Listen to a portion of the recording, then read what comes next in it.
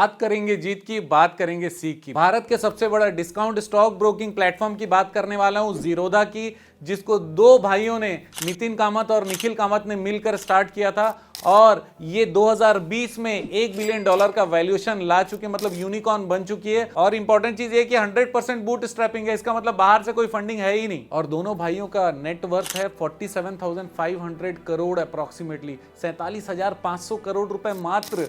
और ये हुआ कैसे, ये पूरी जर्नी आपको बताने वाले हैं। कौन से चैलेंजेस उन्होंने फेस किए और उस चैलेंजेस से निकले कैसे, और स्टार्टअप और बिजनेस को क्या सीखना चाहिए। आज बहुत महत्वपूर्ण ये वाला वीडियो है, आपको शेयर जरूर करना है ताकि ज्यादा से ज्यादा लोगों के काम आ सके। तो दोस्तों शुरू करते हैं। 2008-9 में ग्लोबल फाइनेंशियल क्राइसिस था, जिसके कारण इंडियन स्टॉक मार्केट में भी बहुत डिक्लाइन आया था। और ये दोनों भाइयों ने, नितिन कामत और निखिल कामत ने डिसाइड किया कि हमको कुछ ना कुछ अच्छा हमारे कंट्री को देना है और स्टॉक मार्केट के अंदर जाना है। 2010 में इन्होंने इंडिया का पहला discount stock broking platform Zerodha launch किया। और इसमें सबसे खास बात क्या है, ये नाम जीरोधा, ये दो चीज से बना, एक इंग्लिश और एक संस्कृत। जीरो इंग्लिश का है और रोधा संस्कृत का है। रोधा मतलब रोध, ऑब्स्टेकल, ऑब्स्टेकल मतलब बाधाएं, तो जीरो बाधाओं वाला ब्रांड है जीरोधा। और जीरोधा की जर्नी इतनी जबरदस्त रही, 2020 तक कंपनी का वैल्यूएशन 30,000 करोड़ हो गया था, जबकि मैंने बताया कि भाइयों का मिलाकर जो नेटवर्थ है वो 47,500 करोड़ था। और ये जर्नी कैसे स्टार्ट हुई, ये बहुत इंपॉर्टेंट है। नितिन कामत जो कि जीरोधा के सीईओ हैं, उन्होंने 19 साल के एज में कॉल सेंटर में जॉब करना चालू किया। उसके बाद रिलायंस मनी में वो सब ब्रोकर बन गए और वहां पर जबरदस्त काम किया, बड़े बड़े क्लाइंट को हैंडल किया, खूब पैसे कमाए।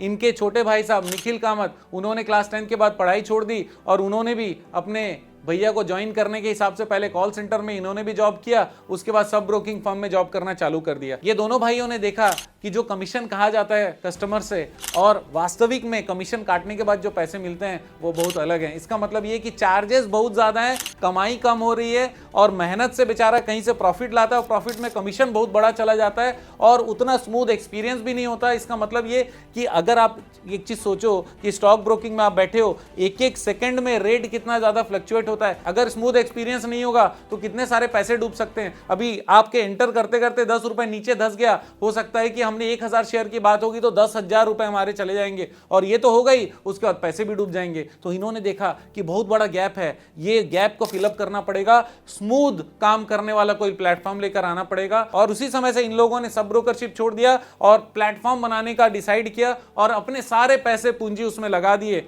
और 2010 में ये सफल हो गए अपने प्लेटफॉर्म को लॉन्च करने में। मैं आपको बता दूं 6.4 मिलियन एक्टिव यूजर्स होने के कारण इनको अवार्ड मिला है इंडिया का highest active user stock broking platform का। और ये सारे लोगों को जबरदस्त प्लेटफॉर्म के साथ में एक्सपीरियंस दे रहे हैं और इतना आसान है जीरोधा में ट्रेड करना और उसके लिए इनोवेशन लगातार करते चले जा रहे हैं। कैसे हो रहा है ये आपको बताने वाला हूं। दोनों भाइयों ने देखा कि टेक्नोलॉजी बहुत इंपॉर्टेंट है। इंडिया में जो दूसरे स्टॉक ब्रोकिंग प्लेटफॉर्म है, टेक्नोलॉजी में उतना ध्यान नहीं दे रहे हैं, इनोवेशन में उतना ध्यान नहीं दे रहे हैं, वो कस्टमर की तरफ ध्यान बिल्कुल नहीं दे रहे हैं। उसके कोई भी पैसे लग जाए, आपको स्टॉक ब्रोकिंग करने मिल रहा है, इससे ज्यादा और क्या चाहिए। इसका मतलब ये कि स्टॉक ब्रोकिंग करने की सुविधा प्रदान करने में इन लोग मोनोपोली फील कर रहे थे, क्योंकि मार्केट में उतने सारे प्लेयर भी नहीं थे और वो इनोवेट भी नहीं करना चाहते थे। कस्टमर की तरफ सोचने का कोई एंगल था नहीं। तो अब कौन सोचेगा। इन्होंने वो गैप का फायदा उठाया, बोला हम टेक्नोलॉजी भी लाएंगे, इनोवेशन भी लाएंगे, स्मूथ प्लेटफॉर्म भी रहेगा, एक्सपीरियंस जबरदस्त रहेगा, रियल टाइम, बहुत ज्यादा रियल टाइम एक्सपीरियंस प्रोवाइड करेंगे और जो कहा है वो ट्रांसपेरेंसी रखने वाले हैं, फायदा कस्टमर का ज्यादा होने वाला है, ये उन्होंने वायदा कर डाला। और अपना प्लेटफॉर्म लॉन्च करने के बाद, क्योंकि वो बूट स्ट्रैपिंग था, बाहर से वो कोई पैसे ले नहीं रहे थे, तो उनके पास बहुत बड़ा चैलेंज था कि किस तरीके से इसको फैलाया जाए, ज्यादा से ज्यादा कस्टमर कैसे लाए जाए। उन्होंने क्या किया, अलग अलग स्टॉक ब्रोकिंग प्लेटफॉर्म से कनेक्टेड ग्रुप्स होते हैं, वो ग्रुप्स में ये एंटर किए, वहां पर लोगों को कनेक्ट किया, वहां पर बताया कि हमारी फैसिलिटी क्या क्या है, हमारा प्लेटफॉर्म किस तरीके से आपकी मदद करता है, कैसे वो प्रेजेंट दूसरे प्लेटफॉर्म से बेहतर है, कैसे ये आपके पैसे बचाता है, कैसे ये ट्रांसपेरेंसी प्रोवाइड करता है, कैसे आपको यहां पर ज्यादा फायदा होने के चांसेस है, कैसे यहां पर एजुकेशन को भी हम लोग लेकर आ रहे हैं, ज्यादा से ज्यादा तरीके से हम लोग लोगों को सिखाते भी जा रहे हैं, अवेयरनेस भी दे रहे हैं और चाहते हैं कि वो पैसा कमाएं। और धीरे धीरे करते करते इन्होंने क्या किया, अलग अलग छोटे छोटे मार्केटिंग कैंपेन चालू किए जहां पर कम पैसे लगते हैं, ग्रुप जहां पर ग्रुप्स होते हैं वहां पर जाकर इन्होंने बताना शुरू कर दिया।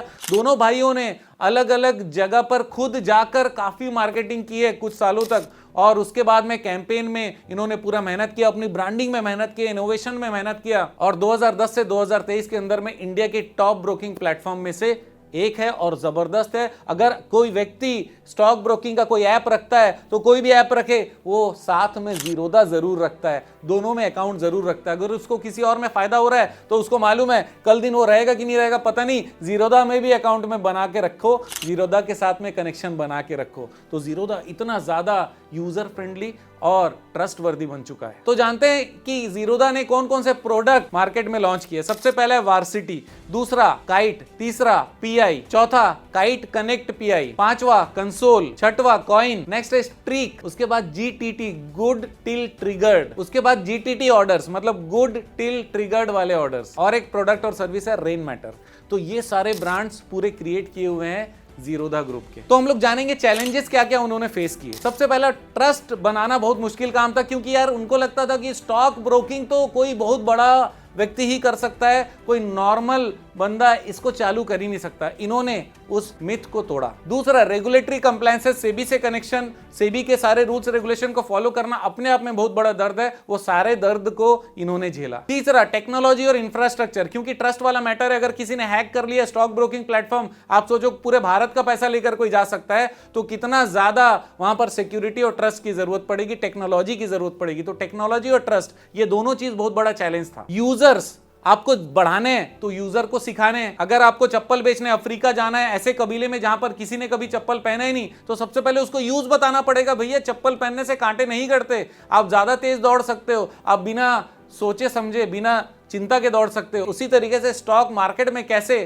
काम करते हैं, कैसे प्रॉफिट कमाते हैं, क्या करना चाहिए क्या नहीं करना चाहिए, और इनका प्लेटफॉर्म कैसे यूज करने से आपको फायदा हो सकता है, ये सारी चीजें, एजुकेशन इनके लिए बहुत बड़ा चैलेंज था। तो कंपटीशन बहुत खतरनाक था। आप समझो कि रिलायंस जैसी कंपनी इनकी कॉम्पिटिटर, और ये तो जस्ट 19 साल के बाद में इन्होंने स्टार्ट किया। कितना आसान रहा होगा, बहुत मुश्किल रहा। यस और नो। अवेयरनेस का बहुत दिक्कत था पब्लिक में, और उनको सिखाना एक बहुत कठिन काम था। यूजर्स को कैसे भी करके अपनी तरफ खींचना, उनको बताना, समझाना और उनको ऑनबोर्ड करना। यूजर्स ऑनबोर्डिंग बहुत बड़ा चैलेंज था। ऑनबोर्डिंग मतलब अपने प्लेटफॉर्म में उनको लाना, उनकी फीस और उनके केवाईसी करके उनका खाता खोल के देना। स्केलेबिलिटी बहुत बड़ा प्रॉब्लम था। केवल कुछ लोगों को ही पता है कि किस तरीके से धंधा करते हैं, किस तरीके से स्टॉक मार्केट करते हैं, वही स्टॉक मार्केट का काम करते हैं और दूसरों से पैसा लेकर करते हैं। मतलब यूजर बढ़ते नहीं है, एक ही बंदे के ऊपर में डिपेंडेंट है। एक आदमी 100 जन के पैसे हैंडल करता है। उस समय स्कैम भी बहुत सारे इसी कारण हुए थे। तो जब यूजर के हाथ में पावर आएगा तब तो स्कैम कम हो गए, तब तो उसकी स्केलेबिलिटी बढ़ेगी।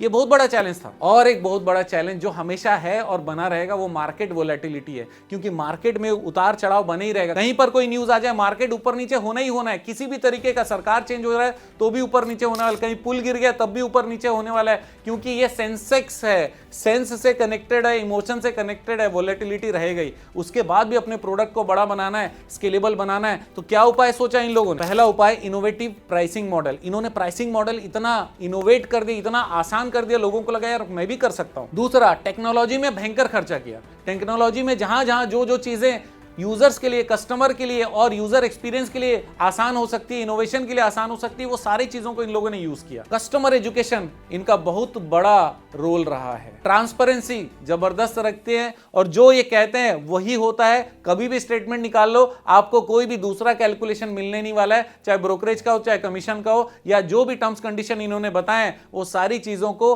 ट्रांसपेरेंट रखते हैं। ये रेगुलेटरी कंप्लायंसेस को 100% पूरा करते रहें और उस पर बहुत ज्यादा जोर रहता है। इनका मार्केटिंग बहुत स्ट्रेटेजिक है। आपको बहुत बड़े सेलिब्रिटीज इसमें काम करते हुए नहीं दिखेंगे। ये मार्केटिंग इस तरीके से करते हैं कि आपकी नीड है, हर कोई इसको इस्तेमाल कर सकता है। इनका मार्केटिंग का जो टेक्निक है ये इस फील्ड के हिसाब से बहुत यूनिक है और ये इकोनॉमिक, कम से कम पैसे में ज्यादा से ज्यादा इन्फ्लुएंस करने वाले मार्केटिंग स्ट्रैटेजीज इस्तेमाल इन्होंने किए हैं। इनोवेशन जबरदस्त इन्होंने किया। कस्टमर सपोर्ट इनका बहुत ज्यादा अच्छा है। इसी कारण जीरोधा को ट्रस्ट बहुत ज्यादा मिला। क्योंकि क्या होता है, कई बार बहुत सारे प्लेटफॉर्म है, मैं नाम नहीं लेने वाला हूं, वो प्लेटफॉर्म में अगर कहीं फंस जाता है तो फिर वहां का बंदा उठाने में फोन बहुत टाइम लगा देता है। उस समय बहुत बड़ा ट्रेड मिलके हो सकता है 20 दिन से लॉस कर रहा होगा, आज फायदा कमाने का टाइम आया और आज प्रॉब्लम आ गई। प्रॉब्लम आ सकती है लेकिन रेस्पॉन्स में टाइम लग गया। ये चीज जीरोधा का बहुत अच्छा है, रेस्पॉन्स तुरंत देते हैं। फंडिंग एंड ग्रोथ, जो भी पैसा ये आता गया उसको तुरंत ग्रोथ पे लगाते गए और इसी कारण आज इतना ज्यादा वैल्यूएशन कंपनी का और उससे भी ज्यादा वैल्यूएशन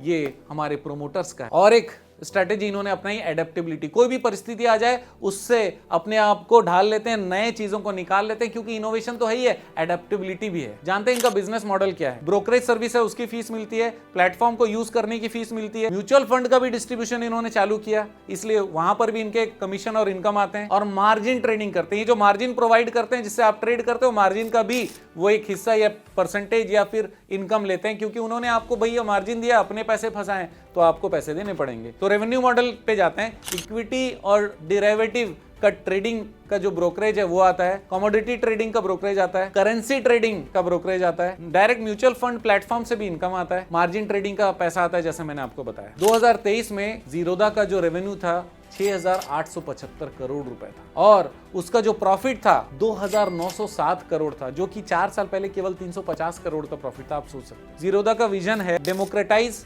मतलब सबके हाथ में होना चाहिए। दूसरा, एक्सेसिबिलिटी, कोई भी आसानी से पहुंच सकता है, एक्सेस कर सकता है। तीसरा, अफोर्डेबिलिटी, कोई भी अफोर्ड कर सकता है। चौथा, इनोवेशन, वो इनोवेट लगातार करते चले जा रहे, अपने विजन पे है। पांचवा, एम्पावरमेंट, हर कोई कर सकता है, खुद कर सकता है। एम्पावरमेंट का मतलब मेरे पावर से मत आप खुश रहो, आप अपने आप एम्पावर हो जाओ, खुद कर लो। और छठवा विजन का हिस्सा है ट्रांसपेरेंसी, ट्रांसपेरेंट रहना विजन का बहुत बड़ा हिस्सा है। अब मिशन जानते हैं। इनका मिशन बहुत इंटरेस्टिंग है, कस्टमर सेंट्रिक है, उसको कस्टमर से मतलब है, कस्टमर का फायदा होना चाहिए। दूसरा, एजुकेशन इनका मिशन है। तीसरा, डिसरप्टिव प्राइसिंग, ऐसा प्राइसिंग जो कोई और नहीं दे सकता। चौथा, इनोवेटिव सॉल्यूशन, सॉल्यूशन तो देंगे लेकिन इनोवेट करके देंगे ताकि आपको मजा आ जाए। पांचवा, मिशन में भी ट्रांसपेरेंसी है। छठवा, टेक्नोलॉजिकल एक्सीलेंस, टेक्नोलॉजी में उन लोग पूरा धुआंधार काम कर रहे हैं, कुछ भी नया हो सकता है तो उसके लिए भी उन लोग प्रयास करा रहे हैं। अब अगर आप स्टार्टअप हो तो क्या सीखने वाले हो जीरोधा से, ये बहुत इंपॉर्टेंट है, इसको एक एक करके नोट कर लीजिएगा। सबसे पहला, इनोवेटिव बिजनेस मॉडल बनाइए। ऐसे बिजनेस मॉडल मत बनाइए जो सब कर रहे हैं और हम भी करने वाले हैं,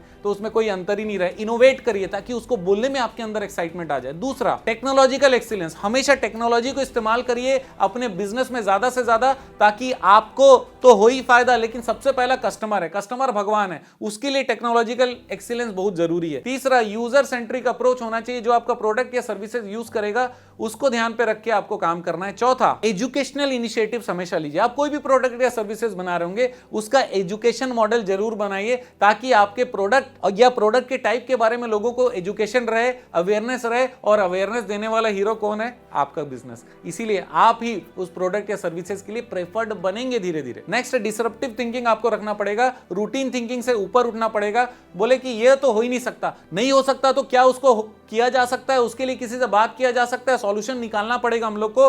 अगर कोई चीज हम सोच सकते हैं तो उसको किया भी जा सकता है, ये पहले आपको मानना पड़ेगा, ये थिंकिंग आपके अंदर आनी पड़ेगी, तब व्यापार में आएगी। ट्रांसपेरेंसी बहुत इंपॉर्टेंट चीज आपको सीखना पड़ेगा। हमेशा ट्रांसपेरेंट रहिए अपने कस्टमर के साथ, अपने एम्प्लॉइज के साथ, और अपने आसपास जितने भी स्टेक होल्डर है वो सबके साथ, इवन बैंक के साथ में, शेयर होल्डर के साथ में, डायरेक्टर के साथ में, सबके साथ ट्रांसपेरेंसी रखिए। अगला, एडेप्टेबिलिटी टू मार्केट नीड्स, इसका मतलब मार्केट का जो नीड है वो लगातार पता भी करते रहो। ऐसा नहीं कि हम जो बनाया वही बिकेगा और वही चलेगा, वही चलाएंगे, नहीं, ऐसा नहीं है। मार्केट में जो जरूरत है उस चीज के अनुसार अपने को बनाएंगे, ये बनाइए। एक बहुत इंपॉर्टेंट चीज है कम्युनिटी बिल्डिंग। इन्होंने कम्युनिटी बिल्डिंग के कारण ये 13 साल में टॉप में आ गए। कम्युनिटी हमेशा बिल्ड करने की जरूरत है। जैसे मैं यूट्यूब का वीडियो बना रहा हूं, आप भी मेरे कम्युनिटी का हिस्सा हो, तो आप जो भी करो आपको एक कम्युनिटी से जरूर कनेक्ट होना चाहिए, क्योंकि अगर आपकी कम्युनिटी बनेगी तो फिर आप वहां पर कुछ भी अच्छा करने वाले रहेंगे, लोग आपको सपोर्ट करने आएंगे। सपोर्ट बहुत इंपॉर्टेंट है, राइट। स्ट्रैटेजिक एक्सपेंशन, मतलब ये कि हम लोग को फैलना तो है लेकिन दिमाग लगाकर सही तरीके से, ताकि गलत इमेज लेकर वापस ना आ जाए। ऐसे फैले कि मल्टीप्लाई हो जाए, ऐसे ना फैले कि वापस हम लोग सिकुड़ जाए। तो स्ट्रैटेजिक एक्सपेंशन करना है। और लास्ट चीज है फाइनेंशियल इंक्लूजन। पैसे का जो अरेंजमेंट है और उसका इस्तेमाल है, इस तरीके से किया जा सकता है क्या कि 1 रुपए भी बिना लगाए आप 30,000 करोड़ का वैल्यूएशन की कंपनी बना सकते हैं। आप 47,500 करोड़ का खुद का वर्थ बना सकते हैं केवल 13 साल के अंदर में। पॉसिबल है, यस और नो? यस, जीरोधा ये सिखाता है। तो आप भी बिजनेस में आगे बढ़ सकते हैं जीरोधा के साथ, मतलब जीरो प्रॉब्लम के साथ। आप सोच लो ये करना है, आप कर जाओगे, ये गारंटी है, क्योंकि करने वाला कौन है? आप ही हो। नहीं करने वाला कौन है? आप ही हो। तो आज से क्या करना है? जीरोधा, आगे बिना अवरोध के आगे बढ़ना है। आप जानते हैं मेरा मिशन है हमेशा आप लोगों की मदद करना। तो कमेंट जरूर करिएगा आपको कैसा लगा, और बने रहेगा मेरे साथ। सब्सक्राइब नहीं किया तो सब्सक्राइब कर लीजिएगा। आपका दिन जबरदस्त और शुभ हो।